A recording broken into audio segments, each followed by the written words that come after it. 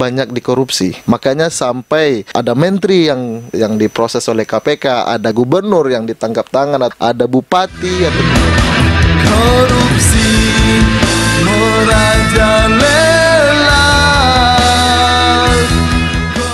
Baik pendengar, dimanapun Anda berada, pemilihan umum presiden dan legislatif serentak pada tanggal 17 April 2019 sudah dekat dan stasiun siaran luar negeri LPP RRI Voice of Indonesia di dalam program pemilu dialogis dan monologis memberikan fasilitas dan kesempatan yang sama bagi partai politik untuk berkampanye mengenalkan kepada kita tentang partainya. Dan hari ini sudah hadir di studio kami, yaitu Bapak Kapten Indonesia Oktoberiandi SH. Ya. Halo, apa kabar? Baik, Kapten Indonesia. Kapten Indonesia. Ya, beliau berasal dari Partai Berkarya dan jabatannya sebagai Ketua Umum DPP Angkatan Muda Partai Berkarya. Demikian betul ya, Pak? Betul, Pak. Ya. Dalam kesempatan ini kami akan minta Pak Kapten Indonesia untuk menyampaikan seperti apa visi dan misi dari Partai Berkarya ini. Baik Pak, terima kasih banyak. Saya sapa dulu seluruh pendengar walaupun pemirsa dari RRI Voice of Indonesia. Assalamualaikum warahmatullahi wabarakatuh. Salam sejahtera buat kita semua. Om Swastiastu, Namo Buddhaya. Itu adalah karena keprihatinan para pendirinya dan juga para pejuang yang mendirikan Partai Berkarya atas kondisi bangsa. Karena tujuan ataupun cita-cita kemerdekaan sampai hari ini belum kami rasakan telah terlaksana dengan baik. Dan itu terbukti dengan banyaknya masyarakat kita yang sekarang yang sedang menjerit kehidupannya karena ekonomi kita pada hari ini yang dirasakan oleh masyarakat sangat susah. Harga-harga tinggi pada intinya tidak pro terhadap masyarakat. Oleh karena itu, salah satu yang menjadi visi dari Partai Berkarya adalah kami ingin mewujudkan kemakmuran rakyat Indonesia. Kalau secara keseluruhannya kami ingin mewujudkan terwujudnya Indonesia yang bertakwa, aman, adil, sejahtera sesuai dengan amanah Pancasila dan Undang-Undang Dasar 1945 dalam wadah Negara Kesatuan Republik Indonesia. Itu visi kami. Sementara yang menjadi misi-misi kami untuk mencapai visi ini diantaranya adalah kami sangat bertekad menjaga keutuhan Negara Kesatuan Republik Indonesia. Yang kedua, kami bertekad untuk mewujudkan clean governance, good governance dalam pemerintahan yang transparan, akuntabel, yang intinya benar-benar melaksanakan apa yang menjadi amanah rakyat. Yang ketiga, untuk meraih visi tersebut, kami sangat bertekad untuk ikut serta melakukan pemberantasan korupsi sampai ke akar-akarnya. Selanjutnya, kami tentu ingin memberikan tawaran kepada seluruh masyarakat Indonesia, baik yang di dalam negeri maupun di luar negeri, bahwa untuk meningkatkan ekonomi, memperbaiki ekonomi kita sekarang, untuk memperbaiki kesejahteraan masyarakat, kami ingin memberikan suatu solusi, yaitu mengembangkan ekonomi kerakyatan. Bagaimana kita bisa cara mengembangkan ekonomi yang masyarakat sendiri sebagai pelaku ekonominya, seperti di bidang pertanian, peternakan, perkebunan, dan lain-lain sebagainya. Dan itu adalah yang sangat primer sekali. Sekundernya pun seperti itu, dan juga kebutuhan-kebutuhan yang lain. Oke, Kapten, tadi Anda mengatakan bahwa partai ini masih cukup muda. Betul.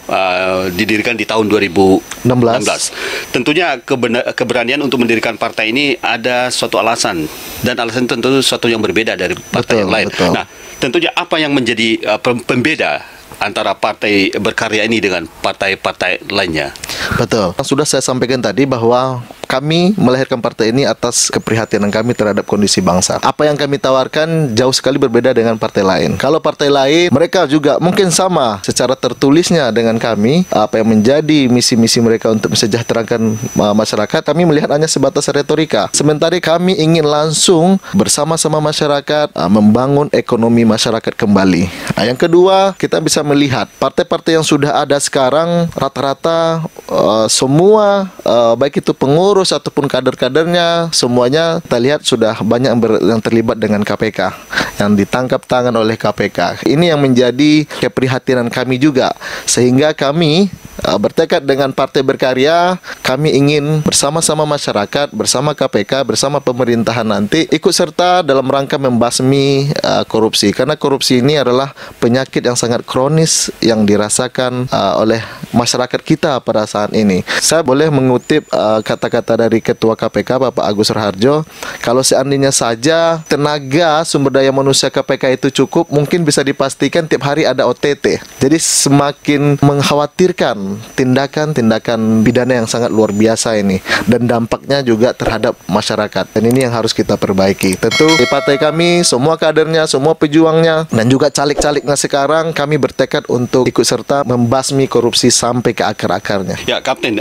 terkait keprihatinan yang Anda sampaikan tadi, tentunya seperti apa evaluasi Partai Berkarya untuk program-program yang dilaksanakan oleh baik itu eksekutif, legislatif maupun yudikatif yang telah dilaksanakan selama 5 tahun terakhir, dan apa yang mungkin Anda tawarkan untuk 5 tahun ke depan? Tadi kan kita sudah sampaikan permasalahan bangsa secara global. Kalau kita uraikan satu persatu, kita melihat dari eksekutif sekarang, dari pemerintah sekarang, sebenarnya kita harus mengakui banyak prestasi yang sudah dicoba diwujudkan untuk kesejahteraan masyarakat. Tapi kita melihat ini masih banyak yang kurang tepat ataupun tidak tepat sasaran. Seperti umpamanya, kita menginginkan dengan APBN, APBD yang ada di negeri kita ini benar-benar ditujukan untuk kesejahteraan masyarakat.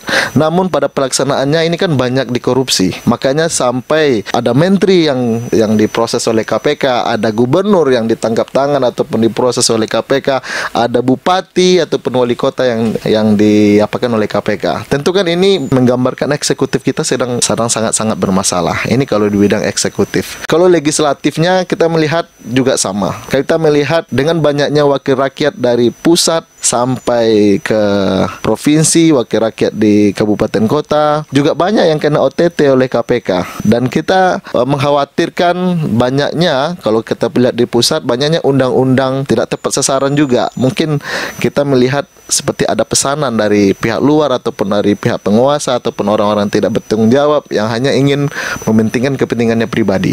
Kami melihatnya di situ. Sama juga di daerah. Dengan adanya permasalahan ini, pasti kebanyakan kan pasti masalah perda yang menjadi tarik ulur antara pemerintah dengan juga wakil rakyat. Bisa jadi di situ melibatkan banyak kepentingan, ya kan, yang tentunya hasilnya tidak benar-benar pro terhadap rakyat, tidak murni untuk rakyat.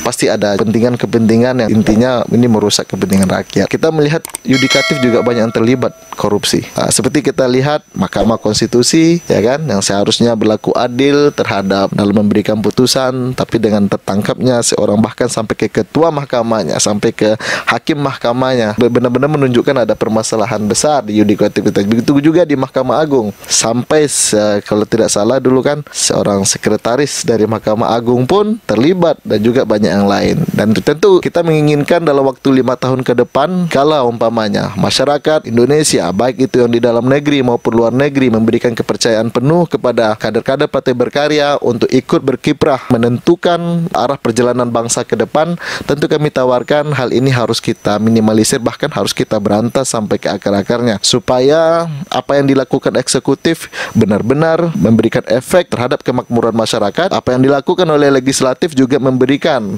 efek yang sangat besar kepada masyarakat. Begitu juga yudikatif benar-benar pro terhadap kepentingan masyarakat. Itu tentu yang kita ingin lakukan 5 tahun ke depan. Dan jangan ragukan itu, jangan ragukan atas apa yang menjadi tekad kami ini. Oke, Kapten, tadi dari penjelasan-penjelasan yang disampaikan, saya menarik suatu kesimpulan, ada keprihatinan yang mendalam tentang kepastian hukum. Itu yang saya lihat, saya tangkap dari sana. Mungkin di samping kepastian hukum, sektor mana lagi yang menjadi prioritas dari Partai Berkarya? Tentu yang sangat menjadi prioritas kami sektor ekonomi, karena ekonomi ini kan adalah dapurnya masyarakat. Yang seperti kita ketahui, harga-harga sembako sekarang sangat mahal, yang membuat masyarakat menjerit. Sementara yang lain-lainnya seperti harga karet sangat ini. Sementara banyak masyarakat kita ini sangat bergantung kepada karet, ya kan, sawit dan lain sebagainya, komoditi-komoditi yang benar-benar dilakukan oleh ekonomi masyarakat. Kami ingin mengembangkan yang namanya ekonomi kerakyatan. Yang kita lihat sekarang bahwa banyak masyarakat yang mengeluh terhadap kondisi ekonomi. Karena apa? Mohon maaf, kita melihat pemerintah sekarang lebih mengutamakan impor daripada hasil pertanian masyarakat itu sendiri.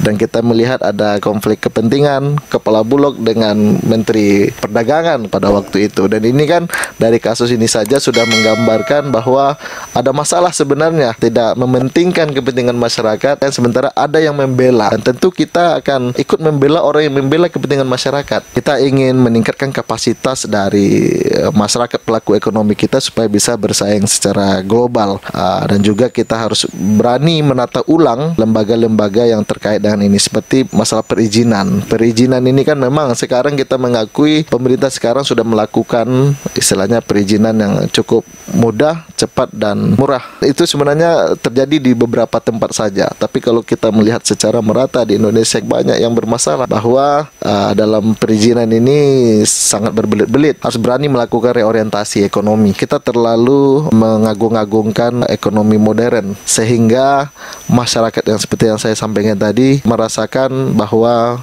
pemerintah belum berpihak kepada masyarakat. Tentunya kami, jikalau dipercaya oleh masyarakat, baik itu dalam negeri maupun luar negeri, di legislatif, tentu kami akan melaksanakan tugas sebagaimana mestinya sebagai seorang legislator, yaitu kalau memang ada perundang-undangan ya kan yang tidak pro terhadap rakyat, kita harus berani merevisinya. Kalau mungkin di budgetingnya benar-benar kita harus terukur, akuntabel, dan transparan. Tidak boleh ada namanya penguapan karena ada yang membegal, karena ada kepentingan dan lain sebagainya. Tentu kami akan memperjuangkan itu nanti di parlemen kalau masyarakat Indonesia baik dalam negeri maupun luar negeri memberikan kepercayaan kepada kami, kepada caleg-caleg kami yang sedang berkompetisi di pemilu 2019 ini.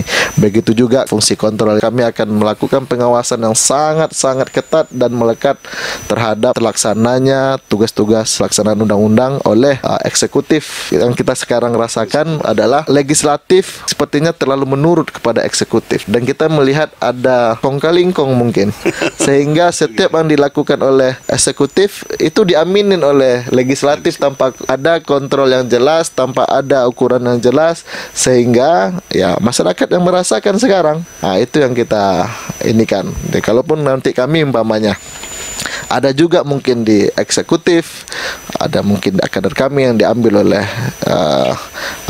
oleh presiden mendatang menjadi menteri ataupun lain sebagainya, dipercaya di eksekutif. Tentu kami akan menjalankan tugas-tugas eksekutif yang benar-benar pro terhadap rakyat. Menjalankan apa yang menjadi amanah Pancasila dan Undang-Undang Dasar 1945. Dan itu kita pastikan. Ya, Kapten Indonesia Oktober Yandi, saya lebih tadi di akhir tadi disampaikan tentang ada eksekutif ya. Iya. Nah, sekarang seperti apa kesesuaian antara visi Partai Berkarya dengan visi paslon yang didukung? Iya. Gimana kesesuaian program-programnya? Secara faktanya kami kan sudah kelihatan mendukung paslon 02 karena ada platform yang sama antara visi-misi partai kami dengan visi misi dari Indonesia Menang. Di antaranya ya yang tadi, bagaimana kami sangat mengedepankan ekonomi kerakyatan dalam rangka mencapai Indonesia yang adil dan makmur. Aman buat semua, adil buat semua, dan makmur buat semua. Itu yang paling sama platform kami. Yang kedua tentang pemberantasan korupsi. Kita melihat tekad kuat dari Bapak Prabowo Subianto sendiri dalam berbagai pidatonya, dalam berbagai kesempatan beliau menyampaikan beliau akan kejar itu yang namanya koruptor, komprador, dan juga para pengkhianat bangsa. Intinya kita memberikan dukungan kepada calon presiden 02 karena kesamaan platform. Kami akan bekerja bersama dengan baik dalam rangka mewujudkan keadilan dan kemakmuran bagi seluruh rakyat Indonesia.